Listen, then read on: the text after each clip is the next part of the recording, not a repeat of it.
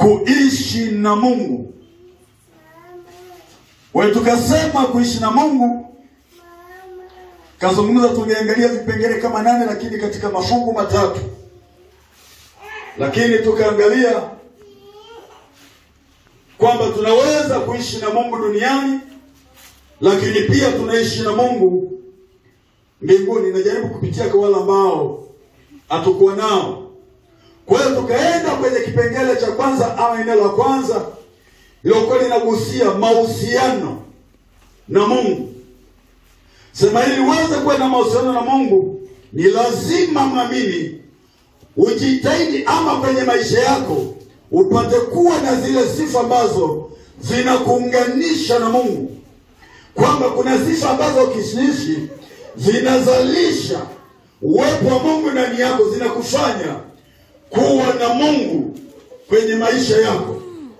Tukapitia tukasema jambo la kwanza tukagusia imani na maandiko yalikuwepo. Jambo la pili tukagusia neno la Mungu.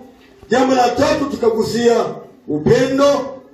Lakini tukaenda tena tukaja tukaangalia maeneo mengine ambapo tulikuwa tukaangalia tunapokuwa na Mungu ndani yetu, tunapokuwa na Bwana ndani yetu, pia tunakuwa na uwezo wa kushinda mambo kadhaa, ambapo ndo tuliangalia jana.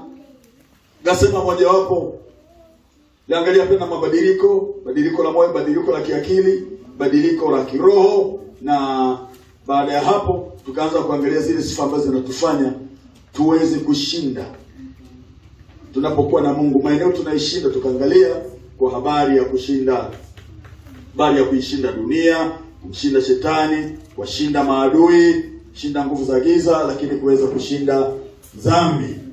Sema mtu wa kawaida huwezi kushinda hayo pasipokuwa na Mungu. Na leo kwa sababu pia muda wetu ni mfupi umebaki, nataka nikupeleke kwenye kipengele kimoja tu ambacho tunakwenda kuzungumzia maisha mapya. Mwambie jirani yako maisha mapya.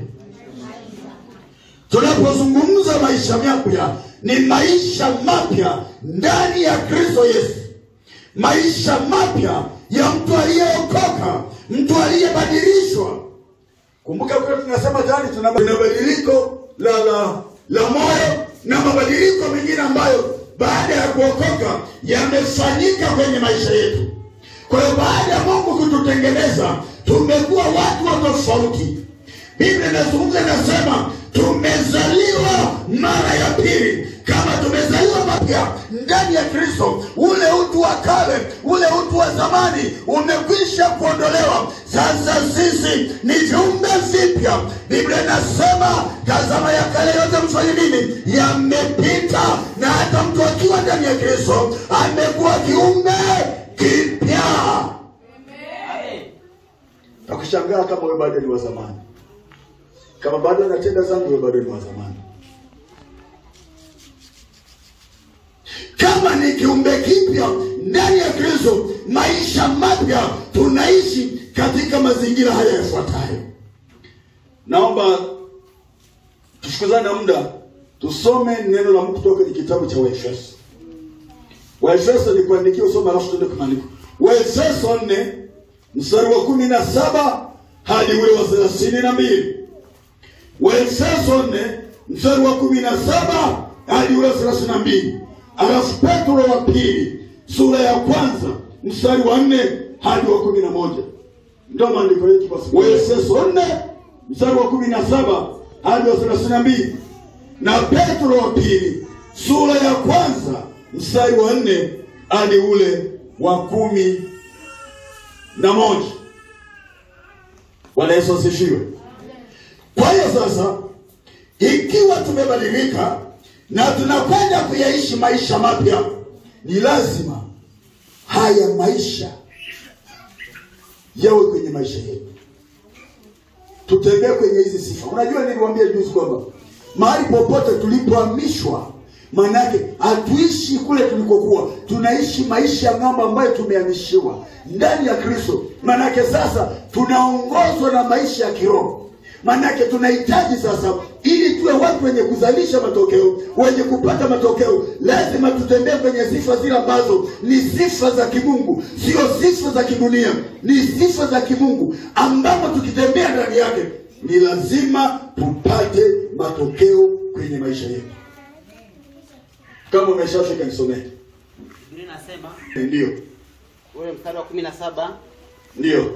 Basi nasema neno hili, tena nashuhudia katika Bwana, tangu sasa msienende kama mataifa wanendavyo katika ubatili wa nia zao. Tulia hapo kwanza.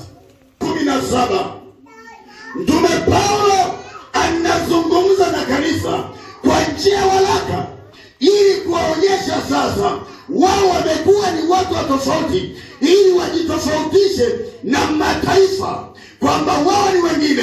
Kabla ya kuokoka ni kweli tulikuwa nao, tuliishi kama wao wanavyoishi, lakini sasa kwa sababu tumekuwa viumbe vipya ndani ya Kristo, maisha yetu yamebadilika. Na kwa vile yamebadilika, ndio maana nawaambia hivi, nashuhudia katika Bwana, si kwa akili zake bali katika Bwana, kutoa onyo kwamba kuanzia sasa msiende kama vile mataifa ama watu wa dunia wanavyoishi, wanavyofanya, wanavyokwenda katika ubatili wa nia zao. Manake sisi ndani yetu sasa hatuna ubatili, hatuna uharibifu, lakini uharibifu na ubatili utakuwepo tu pale unapoamua kuishi nje na kanuni na mfumo wa Yesu Kristo. 18 nasema, ndio nao zimetiwa giza. Sikiliza vizuri mstari wa 18. Nao wamefarikishwa na uzima wa Mungu kwa sababu ya ujinga uliomo ndani yao, kwa sababu ya ugumu wa mioyo yao. Asante, tulia. Sikiweka mikombe, tungeangalia badiliko la kiakili, kwa sababu anasema sisi tunapobadilishwa hatuhitaji kukaa tena kijinga. Manake ujinga unakaa kwa watu wa nani?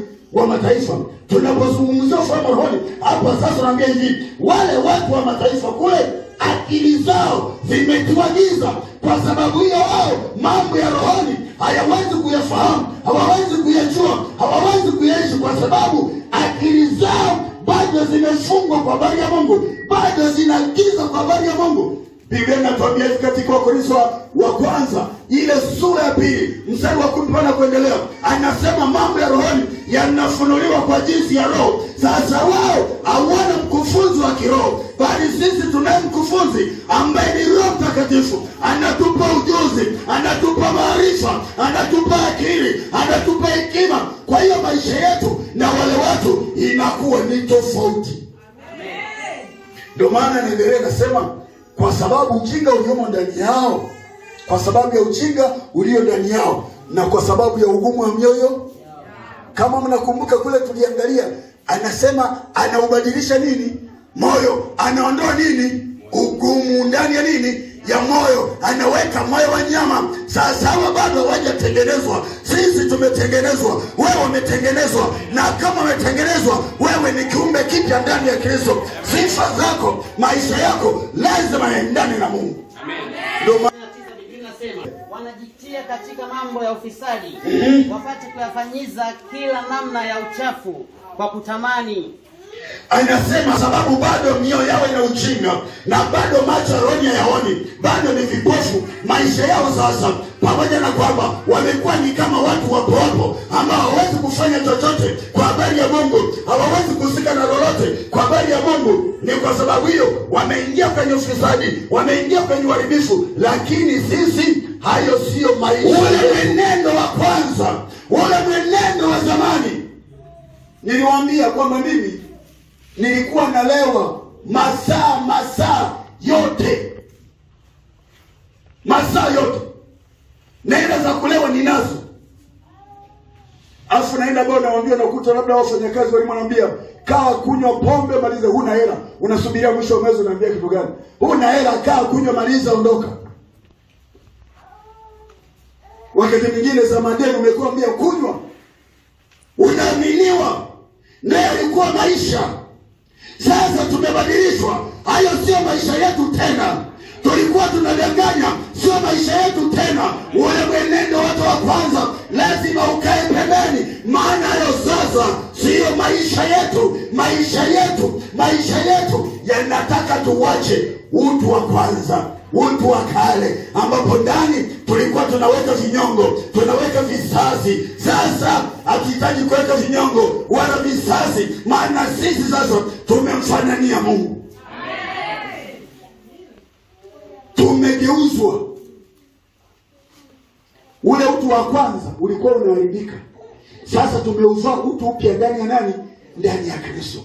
Utu mpya ambao umeumbika kwa jinsi ya kiungu hautokani na maumbile ya asili ya mwanadamu, yanatokana na maumbile mapya ya kiroho ya Mungu ndani ya nani? Ndani ya mtu, ndani yako.